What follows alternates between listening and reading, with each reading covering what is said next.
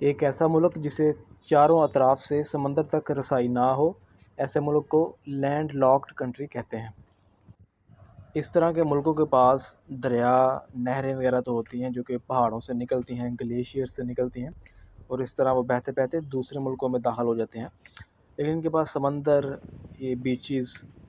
وغیرہ نہیں ہوتے جہاں سے یہ تجارت کر سکیں، بحری جہاز چلا سکیں اور سامان بیچ سکیں، منگوا سکیں۔ قازقستان جو کہ پاکستان کے شمال میں واقع ہے، ایک اسلامی ملک ہے، دنیا میں سب سے بڑا لینڈ لاکڈ کنٹری ہے، ملک ہے۔ اور اس طرح جو ایتھوپیا ہے افریقہ میں، تو وہ سب سے زیادہ پاپولیٹڈ کنٹری ہے جو کہ چاروں طرف سے خشکی میں گری ہوئی ہے۔ آگے ہم آپ کو ون بائی ون جو کنٹریز ہیں ان سے انٹروڈیوس تعارف کرواتے ہیں جو لینڈ لاکڈ ہیں۔ اس میں سب سے پہلے افغانستان ہے جو کہ پاکستان کے مغرب میں واقع ہے، اندورا ہے یورپ میں فرانس کے ساتھ، آسٹریا ہے یورپی یونین میں اٹلی کے ساتھ، بیلاروس ہے یورپ میں رشیا کے ساتھ، اس طرح بھوٹان ہے انڈیا کے ساتھ، نیپال کے ساتھ ایشیا میں، ساؤتھ ایشیا میں، بولیویا ہے جنوبی امریکہ میں، اس طرح بوٹسوانا ہے افریقہ میں ساؤتھ افریقہ کے ساتھ، چیک ریپبلک ہے یورپی یونین میں لینڈ لاکڈ،